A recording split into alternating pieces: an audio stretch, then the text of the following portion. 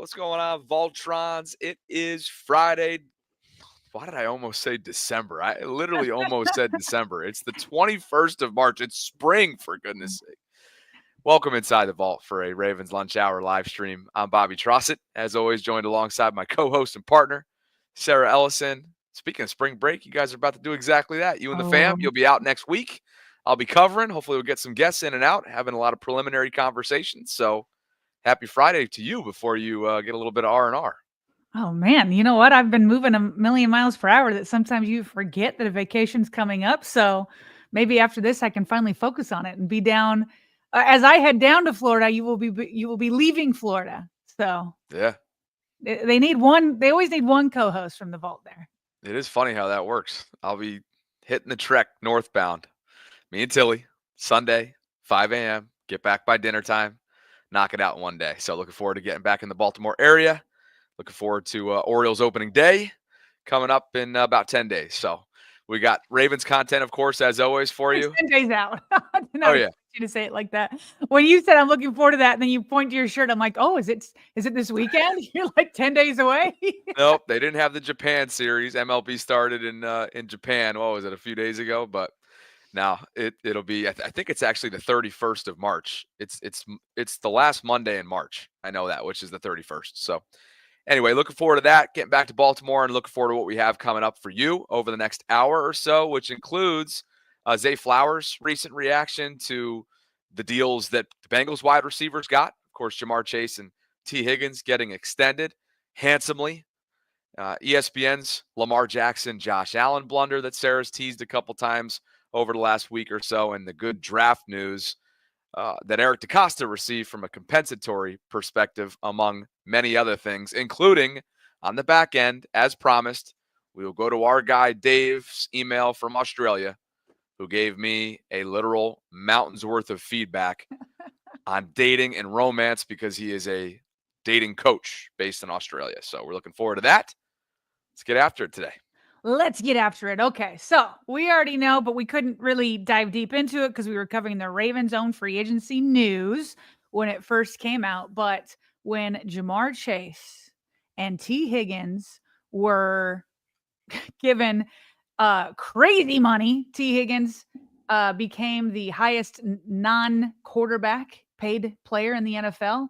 He got a 4-year, $161 million deal with $112 million guaranteed, just over $40 million per year. That's crazy money. And then while they dole that out, the Bengals go ahead and pay T. Higgins for 4 years, $115 million, with the first 2 years fully guaranteed. So he's making the highest paid amount of money for a wide receiver too. And obviously they're already paying their quarterback. So what were Ravens players' reactions? Well, we'll get to later how everybody thought something that Lamar posted was a reaction to this, but it indeed was not. But Zay Flowers keeping receipts on the wide receiver market as he should, Bobby. He's entering his third year in the NFL, and it is after the third year that you're first eligible to even get a new deal. You can't get one before that third year, but he is under contract for 4 years. Ravens could use the fifth year option, all that kind of stuff. But you better believe that Zay Flowers loved this news personally. Okay, so he quote retweets how these two wide receivers are making history, and he puts snapped with 2 fire emojis. So Ravens DBs probably not too happy, but Zay Flowers, who wants to see the market go up as he gets closer to his payday, clearly he's going to like that, right, Bobby? I mean, who could blame him? Hey, it's just a matter of if he keeps assuming that he keeps stacking years the way that he has so far through 2. It's just a matter of when, not if. Who, but it's also like who, because as you've sort of suggested a few times this week, the Ravens haven't exactly invested in that position a ton outside of draft capital, Right. and extended play, and because not a lot of, especially throughout the Lamar era, with exception to the last couple of years, not a lot of these players that they have hit on or at least drafted they haven't exactly developed to the point where they've become extension eligible. And I think you and I both agree that Zay is in pretty darn good position through 2 years to buck that trend. Right. And it's just a reality, it's just a matter of when. So I thought using this tweet might be able to allow us to dive into that topic a little bit further. We've kind of talked about it in passing, like you just mentioned. Will Zay Flowers be the first time the Ravens actually pay a wide receiver? So here's what I did, Bobby. I wanted to go back and look at how the Ravens and the Bengals positional spending going into 2025 is kind of set up.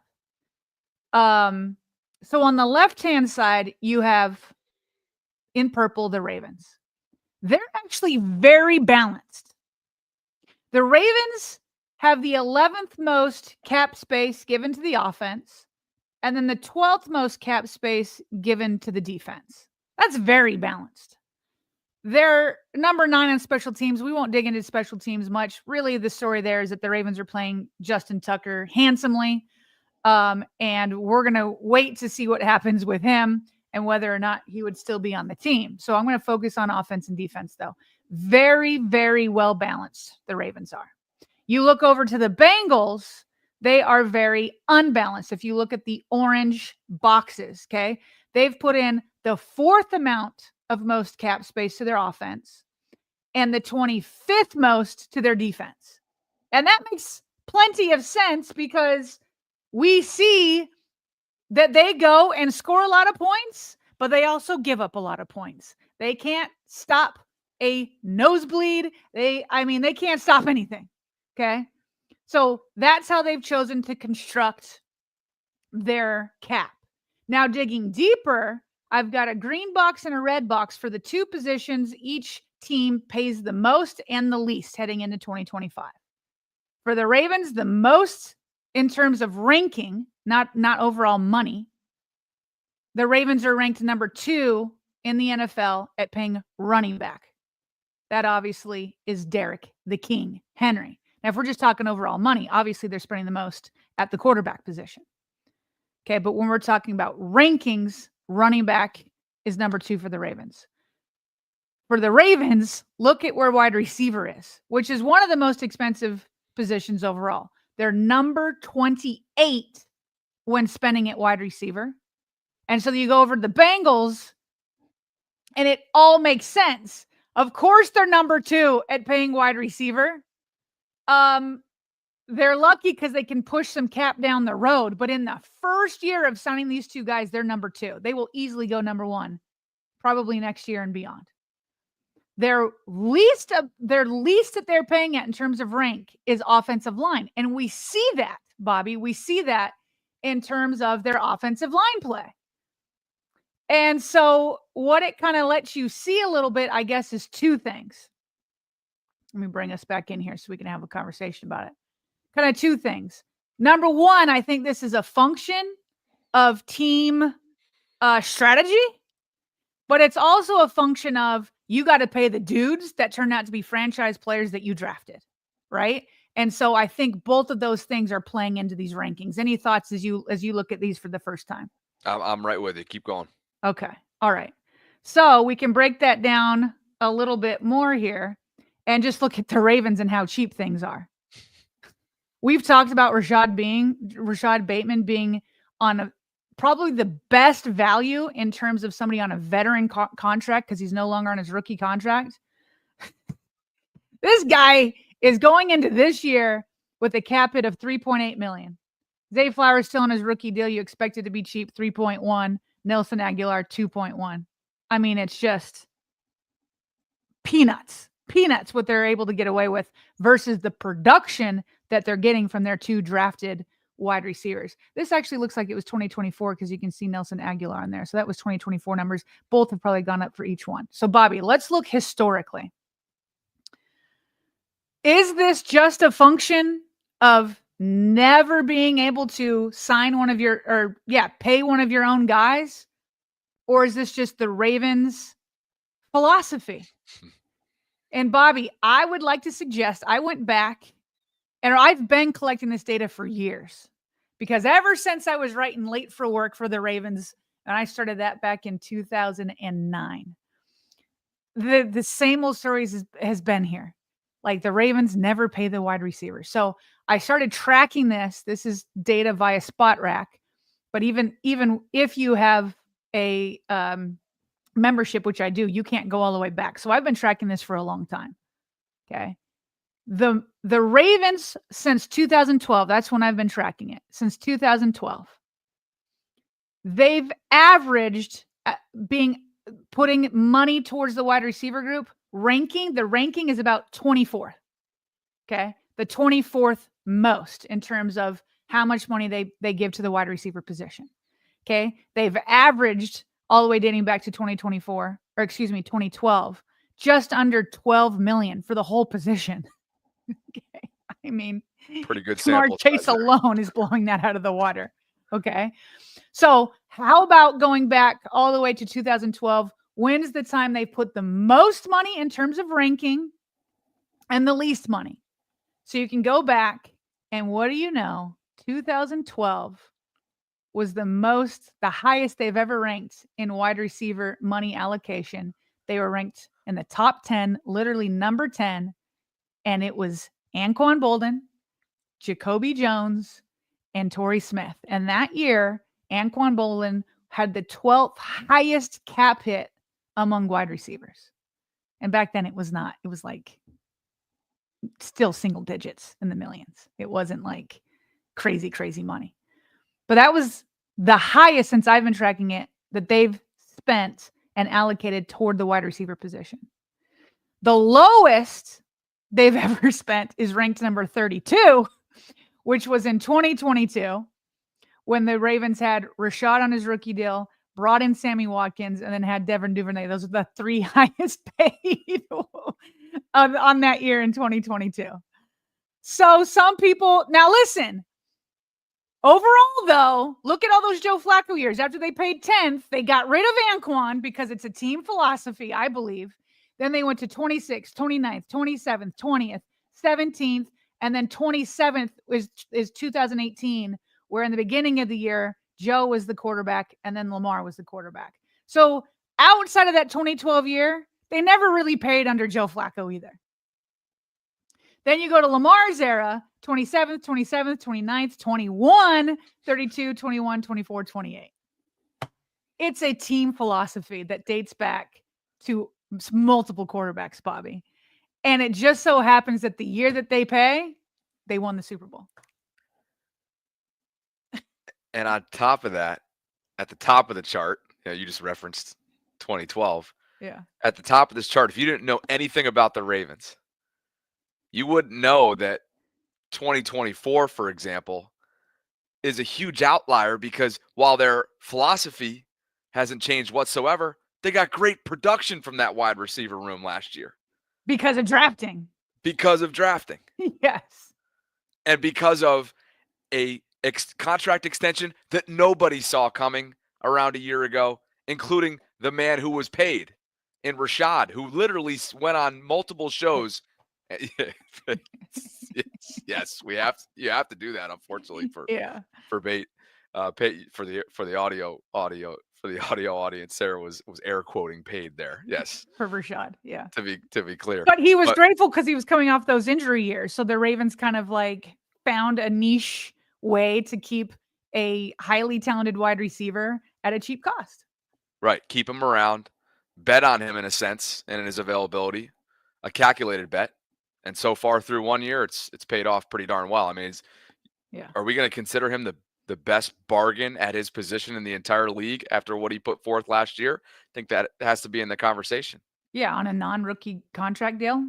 Yeah. When you look at Higgins, wide receiver 2 in Cincy after what he just signed, you had that up on the slide a few minutes ago. Yeah. Bateman's number 2 in Baltimore. Those two things are not the same. Nope. And just for fun, let's look at the Lamar era, where the most they've ever ranked in wide receiver cap allocation was in 2023 and 2021. So for those that don't remember, those were the years. So in 2021, they were paying Sammy Watkins again, Rashad, and Hollywood Brown. This is before he was traded. Okay, in 2023, we know that they went out and got OBJ, right? As part of negotiating, I think, Lamar's contract. And they had to use void years there, so that's why it's not even higher. I mean, the cap hit could have been higher, but they used void years on OBJ and Nelly, so the cap hit wasn't very high. But they had OBJ, Zay, Nelly, and Rashad. So, Bobby, it's clear to me that two things are going on here. One, it's been a team philosophy since Ozzie Newsome and going well before Lamar Jackson. Their team philosophy is to zig while everybody else is zagging, and they don't want to pay the wide receiver position. The problem is in the past under Ozzie Newsome, they also didn't draft well at the wide receiver position. So if this is your strategy, you better start nailing the draft picks. You got to nail them. Okay. And only since Eric DeCosta took over outside of Torrey Smith, I think Torrey Smith was one of the hits for Ozzie Newsome. Now Eric has hit on Hollywood, even though he left. And when I say hit, this is not a home run on Hollywood, but he hit. He hit on Zay and he hit on Rashad. So that's why the strategy is working for now. So I think part of it's a team strategy, but the other part of it, Bobby, is and we've said this before, I think the first time they're going to break this 21st barrier in the Lamar Jackson era, it's going to be with a guy that you drafted. So if anybody's going to have hope, it would be Zay Flowers. Now, let's go down this scenario. Let's say in year 3, Zay Flowers just repeats what he did last year. Let's not even say even gets better, even though he probably could. Repeats last year, breaks 1,000 yards, and is a Pro Bowler again. Okay, so now you've got that, and you're thinking, okay, we should get out ahead of this, right? We don't want to wait until like the 5th year or whatever to pay a wide receiver because it's only going to get more expensive. If he were to repeat and have 1,000 yards and be a Pro Bowler, where does he get? What is he worth? Yeah. Where do you see? So I've got the list of the top 20 paid running or wide receivers. Number 20 is Mike Evans, and he's an annual average of 20 million. 20 million. Yeah. And Zay is better than the 20th ranked, right? If under the scenario I just gave you. Production wise, what he means to the team. Yeah, you want to have him impact. You want to have him in the top 20 around that. So let's say you get him at least top 12 like Anquan Boldin's year. It's $25 million per year. Do you think the Ravens will do that? Here are the numbers. Okay. I don't know about that. 77 receptions his rookie season, 108 targets, 858 receiving yards, 5 touchdowns, 16 games played. 24 sophomore season last year, 74 receptions on 116 targets, 1,059 yards, 4 touchdowns, 17 games, 15 of which were starts for Zay. Sarah, he's not a number one. We've had this conversation. He's a number one in Baltimore. He's not on a handful of other teams. A handful, but he is still on a handful of other teams. Sure. But so for what Baltimore needs, well.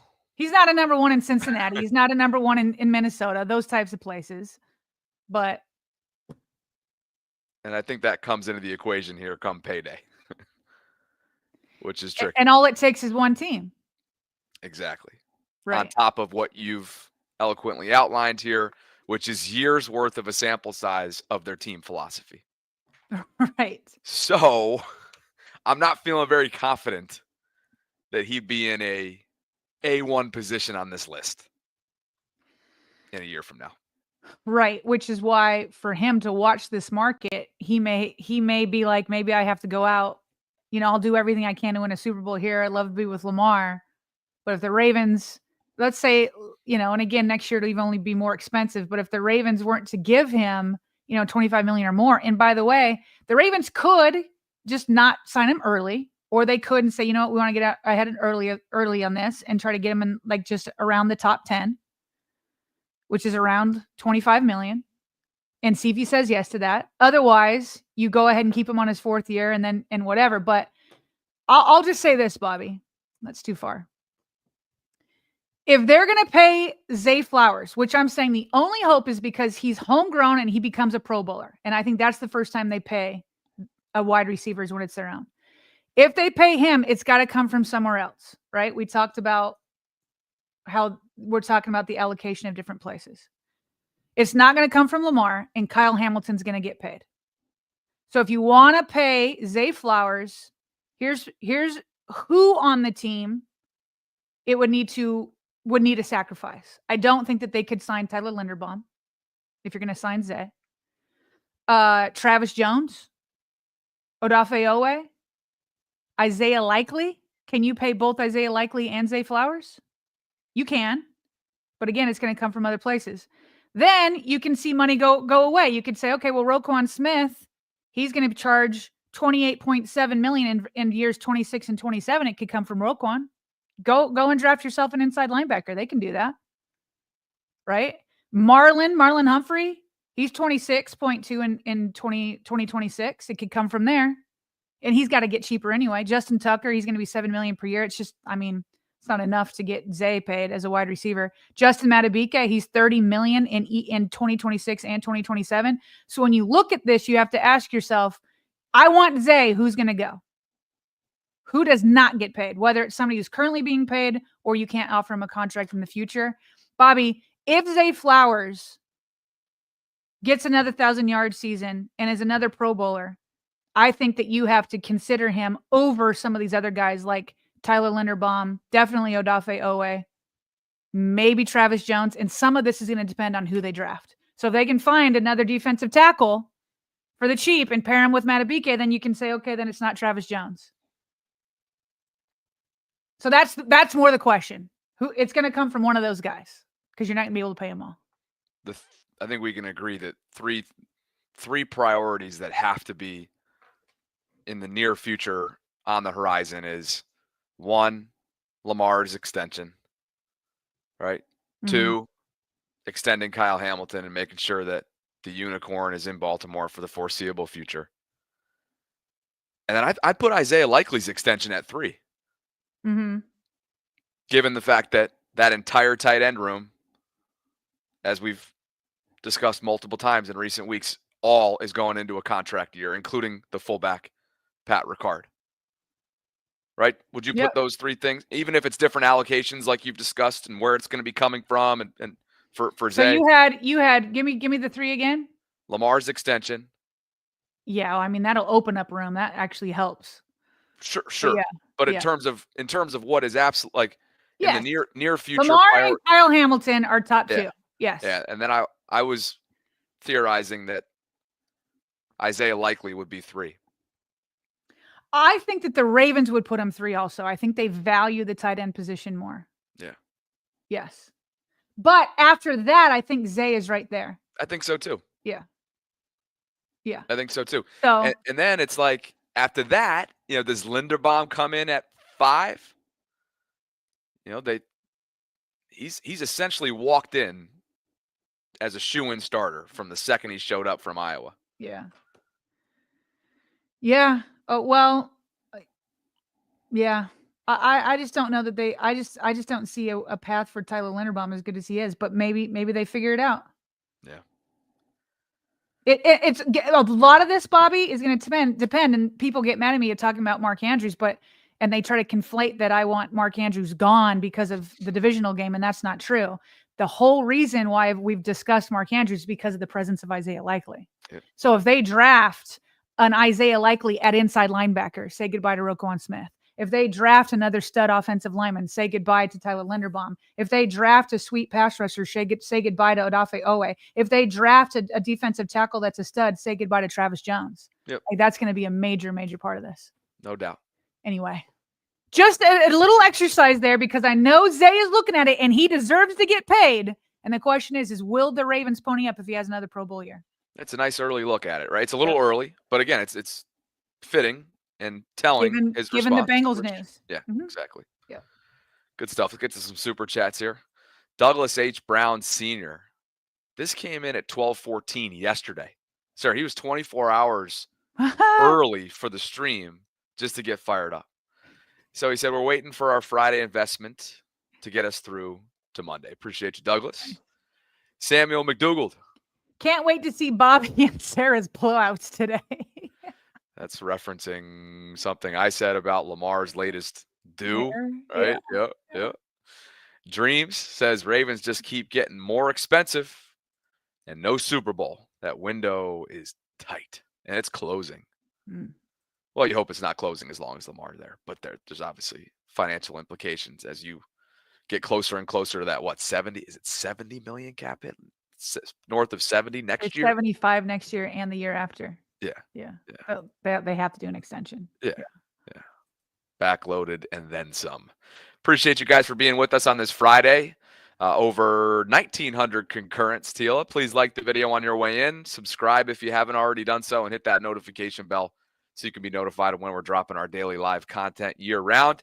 And we also have channel memberships that are available to you right now. BDR SR just hit us with a $4.99 as well. Appreciate the super chat, my friend. And again, you can learn how to become a channel member by clicking on that link that's included in the show notes. It's also a pinned comment right now in the live chat. We've got over 60 members and growing, and it's a great way to get more involved with the channel and also cash in on some perks and incentives. You've teased this a couple times now. It's the ESPN blunder related to Lamar versus Josh. Can you please elaborate? Yeah, so I didn't even catch this myself. We have gotten emails on it. Early last week, the chat was like, please talk about it. I've been tagged on it on Twitter. Like, I can't tell you how many people were asking us to cover this. And I think after the Ravens' first wave of free agency, we found time to do that. And this is kind of wild. It's kind of wild. So when Josh Allen and the Bills reached their new deal, his new extension, he got a 6-year, $330 million deal. ESPN put an article up about it. I was getting $250 million guaranteed. It's the largest guaranteed total ever to an NFL player. And then they start to get into Allen's stats to kind of like show why he's deserving of this extension. And he absolutely is deserving of this extension. And so ESPN says here, the NFL's MVP for 2024 became the first player in NFL history to record at least 25 touchdown passes, 10 touchdown runs, and fewer than 10 touchdowns or 10 interceptions in a season. Those are always one of those stats that it's like, this is lame. Like, you had to find a category here, a category there, a category there, and kind of put it all together. But nonetheless, I'm sure it is good. And then it says he finished with 28 touchdown passes, 12 rushing touchdowns, and 6 interceptions. Obviously, everybody here in Baltimore knows all those numbers pale in comparison to what Lamar did. As you can see on the right, we've got the two final numbers side by side, and Lamar clearly had the better statistical season, and we can say that he was better on tape and all that other stuff, but we won't go there. Then this paragraph, the one that's highlighted in a red box, Bobby, this is the blunder. It says his, meaning Allen's, 119.6 passer rating was the 4th highest in NFL history and trailed only Aaron Rodgers and Manning, because Aaron Rodgers had 2 different ones. And then Manning had another one. So it only trailed those 3 seasons, but only 2 quarterbacks. And then it said Rodgers and Manning won MVP in those seasons. You don't say they won MVP in those seasons, because you know why? If you have about 120 passer rating, you should be the MVP unless somebody beats you. But Bobby, ESPN's blunder. Those stats are Lamar's. Yeah. Like, the passer rating is a metric that we were following and monitoring for like weeks down the stretch when it was clear that he had a chance. Right. You know, he had a chance to chase after Rodgers. He had a chance of being number 1. Yeah. And then just kind of and the numbers are like barely, like Lamar's 119.6, the other is 122.5, 121.1, and then 121.1 again, or 121.5. And so it's like Rodgers and Manning won MVP in those seasons. Oh, you don't say. Right. The only problem is that's not for Josh Allen. Josh Allen's passer rating was 101.4, and Bobby, there were like this is what's hilarious is there were tweets and images and memes. Like it was talked about for the last month of the season ad nauseum, his passer rating, because he was leading everybody with just a few weeks left. And look at this. Like, here's one from CBS. I could have grabbed one for NFL from NFL Network or ESPN or whatever. Everybody was enamored at his passer rating, especially for a guy who everybody kept calling a running back. And so the passer rating, when they calculate it, it doesn't have any of his rushing numbers. QBR does. So if Lamar was like number 4 in history for QBR, it's like, oh, it makes sense because he's a dual threat quarterback. But this is only considering what he's doing with his arm, only doing what he was doing with his arm. So ESPN did later correct it. They did correct it. I think it took a few Ravens fans calling him out for them to notice this. I personally, some people want to attribute like malice that they're trying to do Lamar bad. I will attribute it to a really bad mistake. Worse than a little grammar error, obviously. Taking a whole stat line is kind of crazy. And I want to attribute it to just an honest mistake because that's wild. But there is some irony there in that last sentence, right? There's such irony. Oh man, you're not kidding. There was a countless amount of these graphics. So yeah, an oversight, but one that was an undeniable oversight. Let's call it that.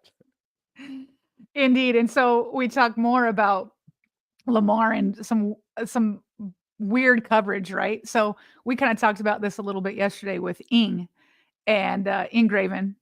Team Keep It Clean was on our show yesterday. If you haven't watched it, go check it out. We pulled it out as a segment of its own. But we talked about how Lamar was trolling, right? That out of nowhere, with no context whatsoever, he puts up that meme of LeBron James where he acts scared, ooh, and then kind of laughs in your face. And he leaves that up for an hour with no context. And everybody's like, what is this all about? What's going on? Da, da, da, da, da, da. And a lot of people were like, well, the Bengals just signed their wide receivers, which we just talked about in the first segment. Maybe he's like, I'm not afraid of like, you and your signings and this and that. And about an hour later, he posts this. He says, I'm gonna just post this random GIF on Twitter. I guarantee my followers gonna create a narrative. Okay. And Bobby, 24 hours, all I did was Google Lamar Jackson. Look at the stories that come up. Do it right now. Anybody that's watching, especially if you're watching live. This morning, I Googled Lamar Jackson. And these are the top 3 stories that came up. Lamar Jackson reminds Bengals who's boss. Did Lamar Jackson just take a shot at Bengals after Cincy wide receivers moves? Lamar Jackson mocks Bengals after Jamar Chase and T. Higgins huge contracts. One simple GIF. And like I said to Ian yesterday, it's cool if you're speculating. Like, what could he mean? And you're in Twitter and you're like having fun with it and whatnot. But to just run with the headlines is also wild.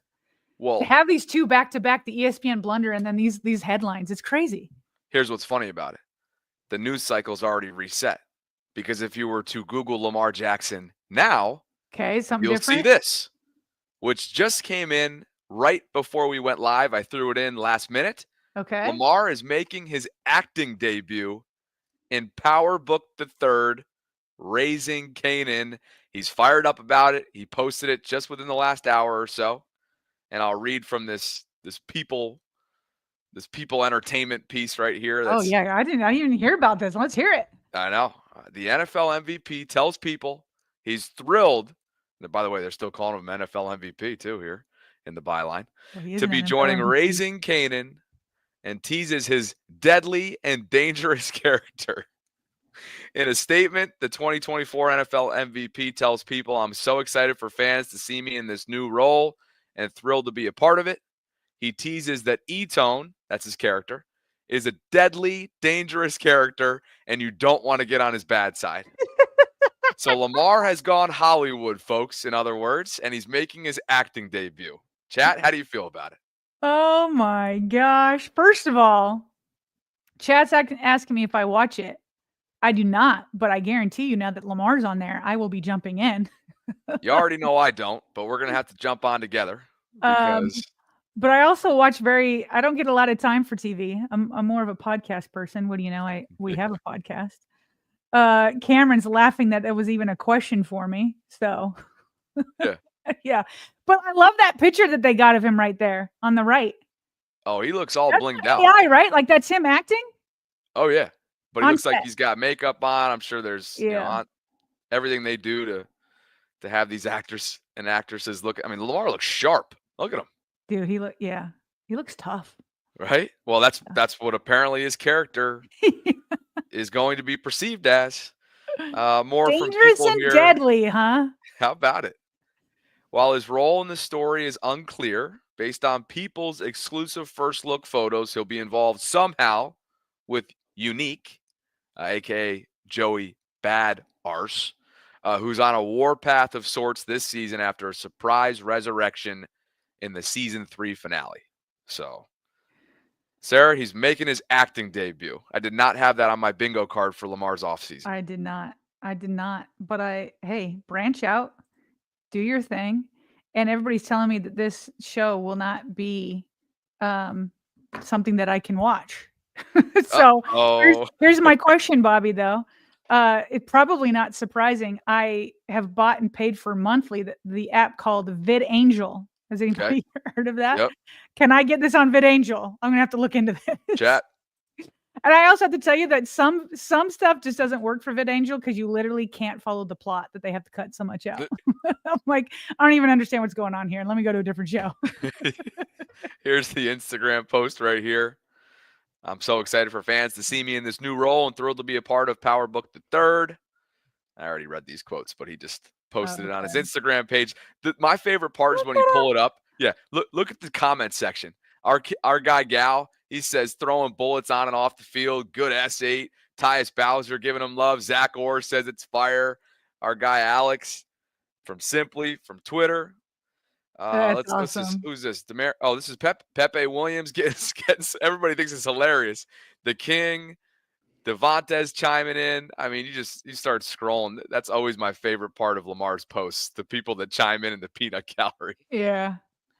What's crazy, Bobby, is because Lamar's so low key, right? Every time he's doing an interview or whatnot, he's trying to be low key. And so you don't get to see his personality very often because it's like he's locked in. He's funny though. Like I definitely get that from him frequently. But like he's never struck me as like an actor, right? Because he tries to keep things so low key.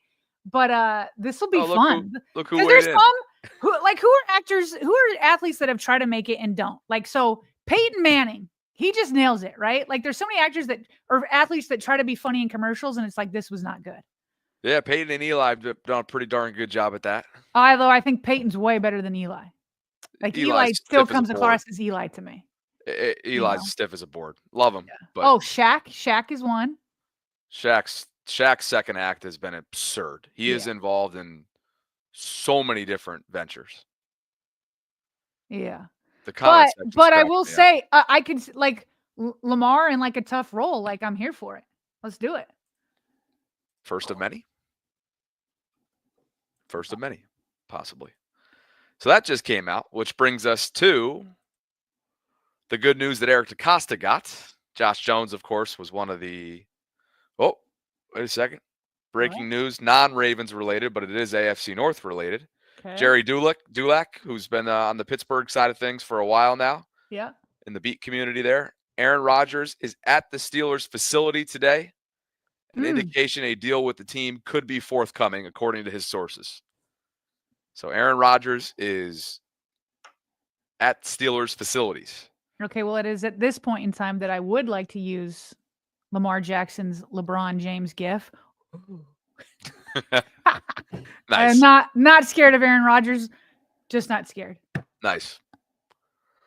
Time will tell. We'll see if a deal gets done. Time will tell.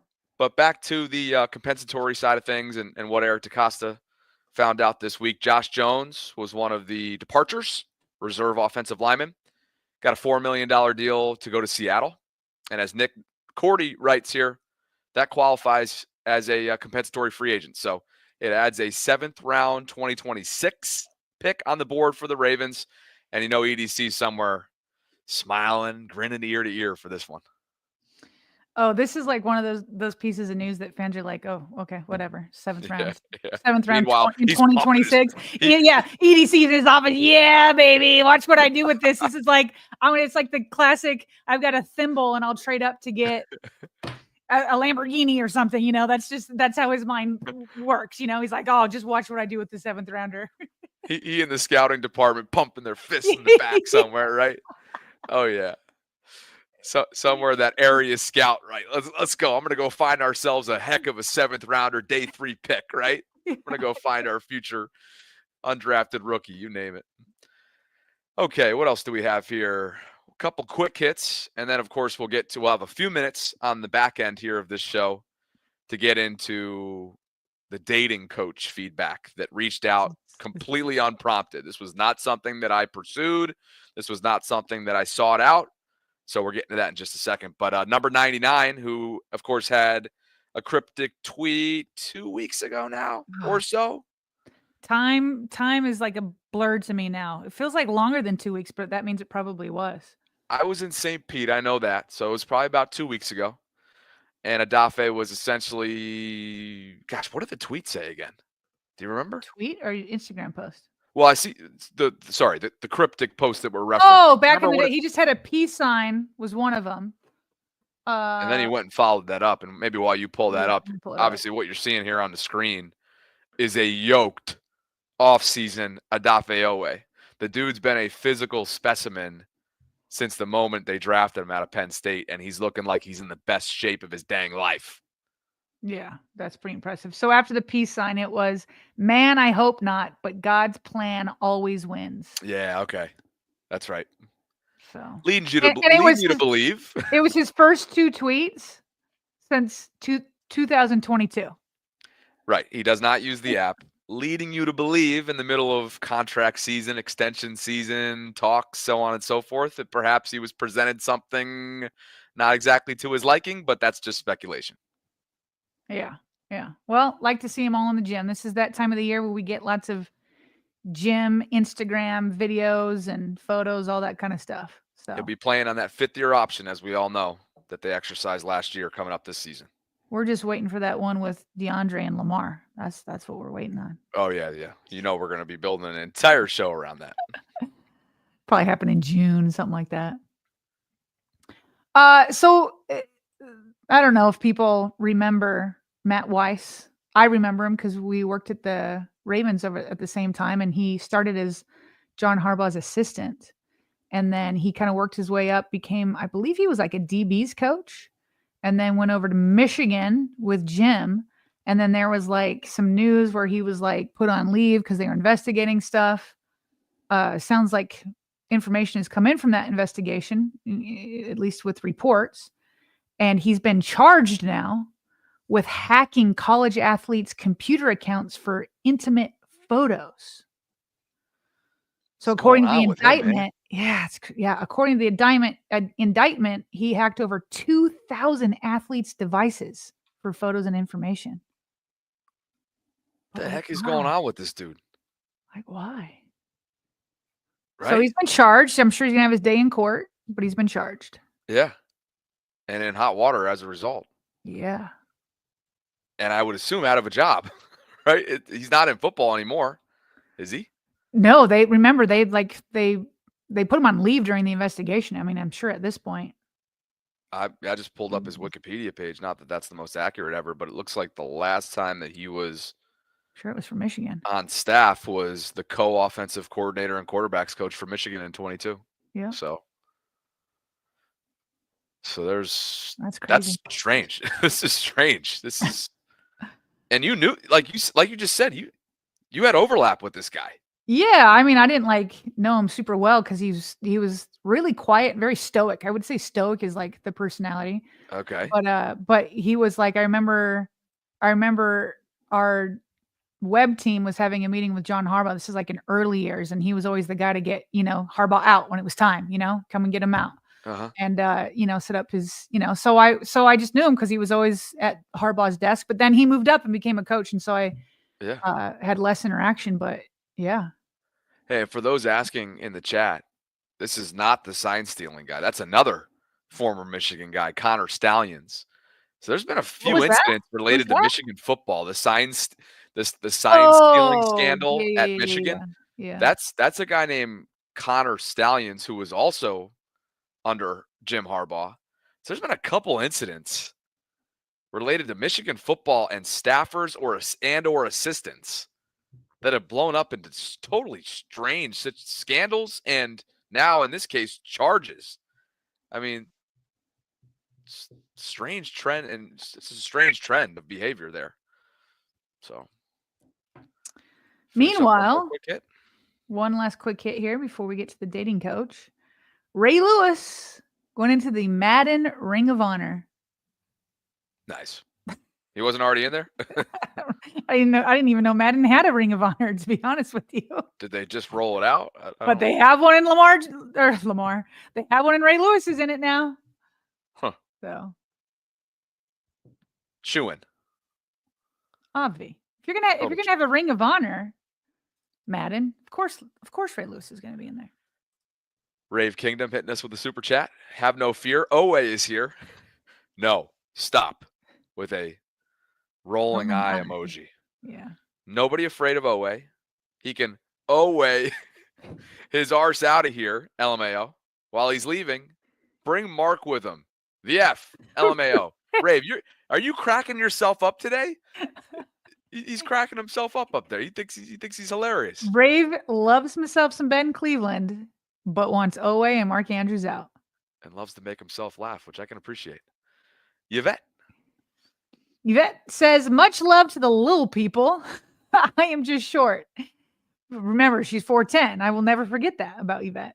Bobby, forget about the height. Just let your light shine. That's so true. Let your light shine. Happy off-season Purple Friday. Hashtag Voltrons.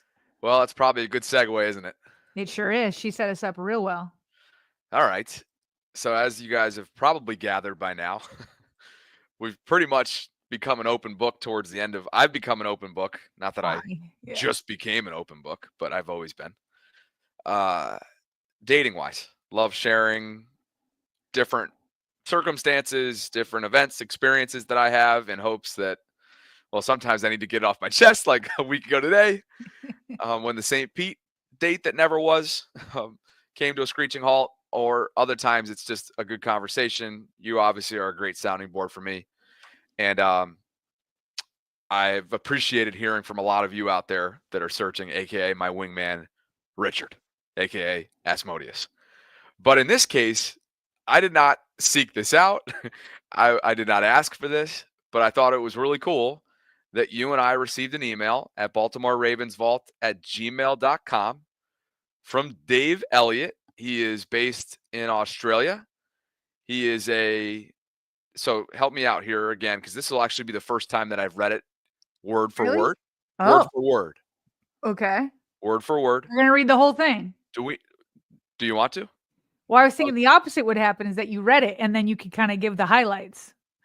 But but you don't know the highlights, so let's go. Rip through it. I'm going to rip through it. But what do we refer to him as? Is he a dating coach? Relationship coach, I think he calls himself in there. Okay. All right. Legendary love for life. We got legendary advice for Bobby Batchelor, who he says my highlight from it was that you have unforced errors, he says. So let's get to that. Okay.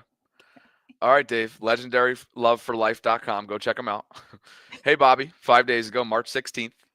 Long-time listener. No time caller, but I have been a paid advertiser. I listen from Australia pretty much every day on my walks or around the house. I was a 25-year season ticket holder before I moved back here, so I love listening to you and Sarah to keep up on my team. Great. I'm a professional. Yeah, absolutely. I'm a professional dating and relationship coach for more than 17 years. Okay, answer my own question. You'd be shocked by how many hours I've spent listening to and deeply understanding women and what they want from a potential partner and husband. We did reach out to him and got approval to share this with you guys. Yes. This could be incredibly powerful info for you in your search for the elusive Mrs. Trossett, Bobby. Dude, I think you are an amazing guy and a wonderful catch.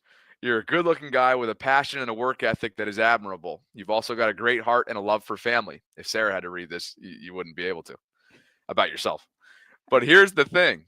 Two words. Wait, before you get to that part, he's clearly a relationship coach because he starts with giving us a little background. Okay. He's got this all organized.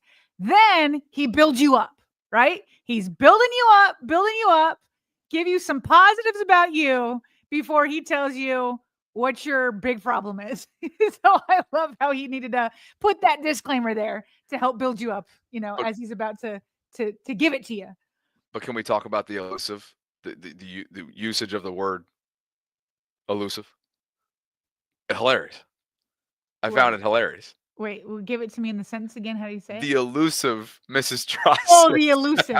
Yes. Now I get it. Okay. Let's see. You've also got a great heart and a love for family, but here's the thing. 2 words come to mind as I listen to you talk about your dating escapades. In caps. New paragraph. Unforced errors. Okay. New paragraph. No disrespect or shade whatsoever. I couldn't do what you do so well, so I'm definitely not acting like I'm better than you. It's just he's not coming across that way at all. No. Meaning he's doing super great. cool. Yeah. It's just that this is my area of expertise, and I'd love to help you. I actually think your desire for a family and a commitment is wonderful and actually a little bit rare in your demographic. That's why I'm confident I can help you change your situation. You're too good of a catch to be struggling this way.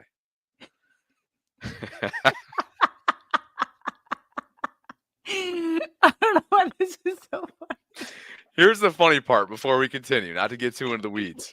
It's true, though. It doesn't feel like a struggle. Obviously, all I tell you guys about inside this show for the most part is the woes. And by the way, the subject line, Bobby's dating woes. I know, that was hilarious. Probably should have We get an email started there. into the vault, and it says Bobby's dating woes. I think it's a struggle. I think that you're a positive guy, but I think you can admit it's been a struggle. You're like, it's not bringing you down. You're a positive, optimistic guy, and you're living life. You're not letting it stop you living life. But it's okay to admit it's been a struggle. Since I've met you, funny. You've been looking for a wife. Like, you've been I want to have a wife since I've met you when we started the show about 3 years ago. Yeah. And you're like all into doing this. Like, you're completely committed. It's been a struggle. You haven't. It's unwavering. But you know what's funny though? From the outside looking in, I can see that, and at times it obviously feels like a struggle. But to your point, that the optimism, the resilience that I have with just how willing I am to continue to take shots and whatnot, it doesn't feel like that. And then I also think part of it is me doing it to myself. My uncle that I've been hanging out with, 70-plus-year-old bachelor here in Florida, has been ripping me playfully the last couple of weeks, saying, "Bobby, you have too many checked boxes. Enough with the check boxes. You're looking to check boxes. You're looking for the perfect woman." That's what he says. And I'm like, no. I'm actually, I have standards, and I'm very, very selective. So all right, hold on. Let's finish the email. All right, back to Dave. You're defending yourself right now. You're hilarious. Let's get to the email. Let's see. You're too good of a catch to be struggling this way. Let me break this down for you in a way you'll understand. I'm not defending myself. I'm giving you context. No, that was defensive is what it was. Let me break this down for you in a way you'll understand. Again, no shade here. Keeps reminding me. I think of you as a great prospect, a solid draft pick with real skills and upside. But a great coach would make all the difference for you.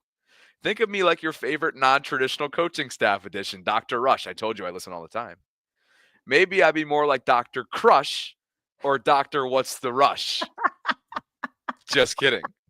I see a theme where there are some unforced mental errors on your part that are sabotaging you. There are things I can teach you that will make a big difference. It's like watching Zay fumble at the goal line or Mark Andrews drop a game-winning touchdown that hits him in the hands of the playoffs, and both of these effing guys are clutch nearly always. There's no doubt those guys are great, and I have no doubt that you are great, but I see you sabotaging yourself in what you say, how you say it, what you may not realize. And that's the other irony here. You are an excellent professional communicator. That is irony. But I believe some of your communication is biting you in the butt when it comes to dating. One other thing. I'm not saying any of these women you've dated were or weren't going to end up being the one. I leave that decision entirely in your capable hands, and I don't get a vote in it. I'm just saying, I hate to see my man burn leads too soon over a few solid tips and some style points. This is entirely fixable. If you're interested, I'd love to schedule a call with you, so on and so forth. Should I read the rest of this? He says it's totally free. His gift to you. The fact is, you can contribute. You contribute to my life just about every day by helping me keep up with my silly football team and hometown. If I can help you meet and marry the amazing Mrs. Trossett, I'd love to help you out, and it might even give me a good excuse to fly home for a wedding. So thanks for keeping me up to date on the Ravens. Just let me know if you're open to some help. Sarah, P.S. If you're the one who opens this email, hello and thanks to you also. Will you please tell your partner to contact me? Thanks. I do think you should contact him. I know you already have to get permission to read this, but for sure. Why not in the off season? We can, We'll do it I don't on know here. if he wants. I don't know if he wants to, if you or he wants to do it live. Yeah, we'll do it live. Okay. We'll do it live. He wrote Because us back. aren't you curious at he basically is maybe there's more than this, but he's basically focusing on your communication with women. Right? Isn't that what you got from that? I got communication, and what I also interpreted was writing off too quickly,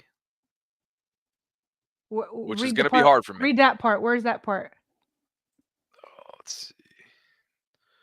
Oh, right there. The other thing, I'm not saying that these women you've dated were or weren't going to end up as the one. Oh, okay. No, it's different.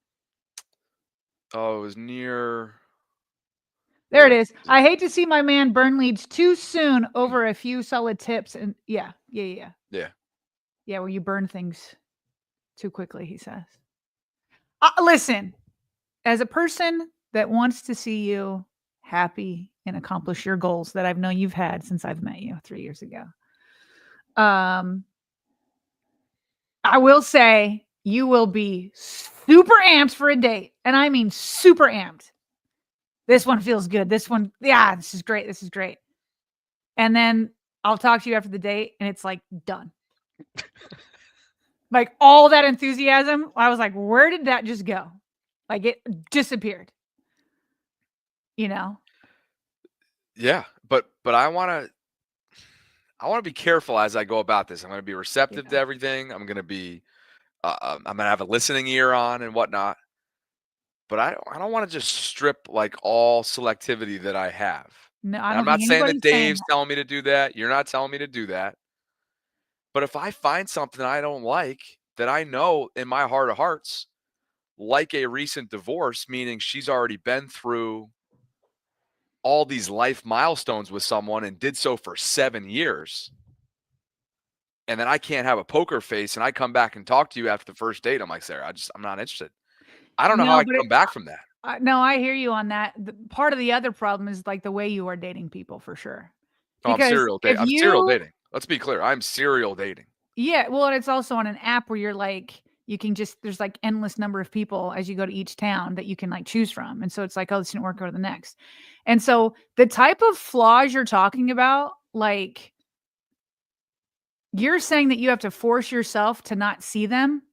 But if you knew them, you wouldn't see them anymore, or you'd see them less. Does that make sense? Sure. And so like both me and my husband have flaws that I'm sure things that I do drive him crazy, and the same vice versa. But because you know the rest of them, it like drives you, it doesn't drive you crazy anymore.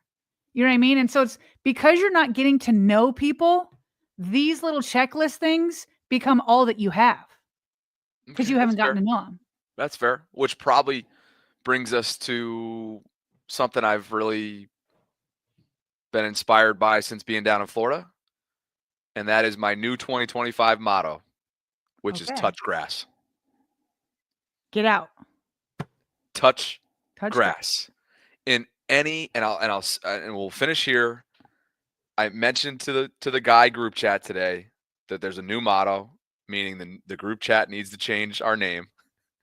It went from receipt keepers to touch grass. I kid you not, today. And here's what I texted them because they were like, what the heck does touch grass mean? And let me pull it up. Where is it? Okay. Can we please explain the group chat name, they say. Yeah, I said, yeah, it's pretty simple. What we've been doing isn't working. It doesn't necessarily only apply to romance. touch grass is sticking your neck out there, taking chances, shooting higher than high, withstanding punches, having an undeniable self-confidence that you're building towards something regardless. Oh shoot, you went out for a second at the end. Where? Just at the end. Go, just define touch grass again. It cut out. I don't know if it did for everybody else, but it cut out for me, so I didn't hear it all. Stick your neck out there, Okay. take chances, Okay. shoot higher than high, Okay. withstand punches, have Okay. an undeniable self-confidence that you're building towards something regardless of how things play out this year. And this is not just romance. I think this is I was gonna say this reflective doesn't of sound like a romance thing. I'm just I like saying, like, all of that though.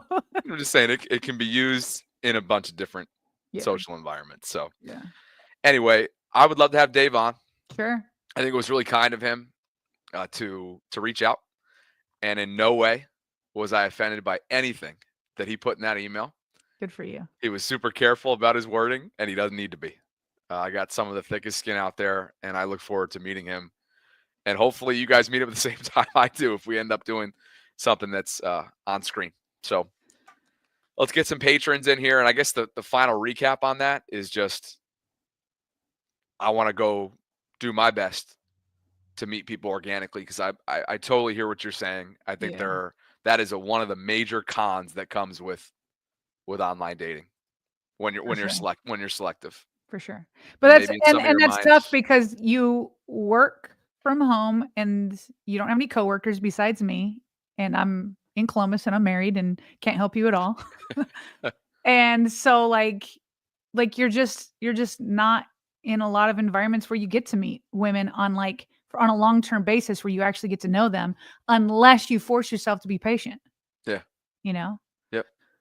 And Oh, I'll just the last thought for real for me on this is these last 3 weeks being down here, as busy as we've been with free agency and back end business items, during my free time, uh, what's Fem getting in on here is basically saying you a bit thirsty. LOL. I agree. Actually, who Dave's saying I'm thirsty. maybe with your communication you are? Well, what do you mean? If I'm thirsty, then I'd be willing to like in my mind. If I'm Yeah. thirsty, I'm willing to be like, oh yeah, uh, I'll totally ignore the divorce. I'll totally ignore, whether or not she loves life or has a good job. All these things. Like I'll just completely strip all my principles. That's the way I would see that. Well, yes, I definitely think that's one definition of thirsty, and Femi can speak for himself. I'm sure he'll reply here in a minute.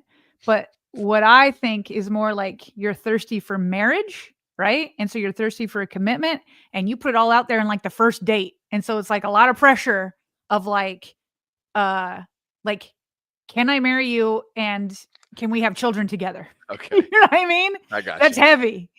Even Fair, even for somebody that has that goal, another girl may have that goal, but to make that decision within one date is tough. fair, So, fair. Fem, you can clarify, but yeah, I hear you you can if that's the clarify. case, the way that Sarah interpreted it. Just to finish that thought, these last 3 weeks that I've been down here have been good exploratory time for me, some of which has been on my own, others has been with my family, and ultimately with the decision that I made a couple weeks ago to give 90 days notice to my landlord in Canton. I think a big piece of that puzzle is I don't know where I'm going to go. I'm probably going to go back to upstate New York for the summer and figure some things out. Mhm, It's not going to change anything we do, mhm. but a lot of that had to do with my St. Pete experience of being a part of a vibrant social life type community and knowing that I need to put myself in some other different sceneries if I want something to change because there hasn't been a lot of change. And so if you guys see a big change with me geographically coming up in the next few months, don't be alarmed. It's really just wanted to make a change and feeling like I have to make a change, Yeah, assuming that I, you know, don't want to just continue to do what's the definition of insanity. So right. Yeah. No, I think that I give you credit for that because I think you recognize part of the issue, and Dr. Crush can tell you otherwise. I think part of the issue is that you're not meeting women organically and in person to get to know them. And so putting yourself in a better geographical area for you to do that is, partially your goal, I'm sure, of where you land. So, that's what's in consideration right now. yeah. So Yeah.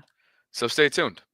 Patrick York and Sarah Field, our first ever patrons who signed up to support us years ago now through Patreon. This is your monthly shout out. Patrick, Sarah, thank you both for believing in what we're building. If you guys are interested in doing the same, you can visit patreon.com/RavensVault podcast. It's a great way to get involved in the channel. And Patrick, Sarah, we appreciate you both. Let's see. Are we fully caught up with our super chats? Looks like we have at least one here from C King. Let you take this one. He says, yes, he's got my ending. Just found out Lamar is going to have an acting role. Makes sense because I think his daddy is Samuel L. Jackson. So saith I, the Sea King, he says. You know, he's not messing around. Now that you've called him out multiple times about his signature, he's never going to miss it again. Got it. He's got it. So, well, appreciate you guys for. If he has an acting career on par with Samuel Jackson, I think his second act will be just fine, won't it? Would be just fine. Didn't he say he wanted to become a billionaire? On the shop or on the shop with LeBron and Rich Paul and those guys? Yeah. Yep. That would help. Yes, it would. Well, hey, I hope you have an awesome spring break. Like we talked about at the top, I'm leaving Florida. You're entering Florida at some point in the next couple of days.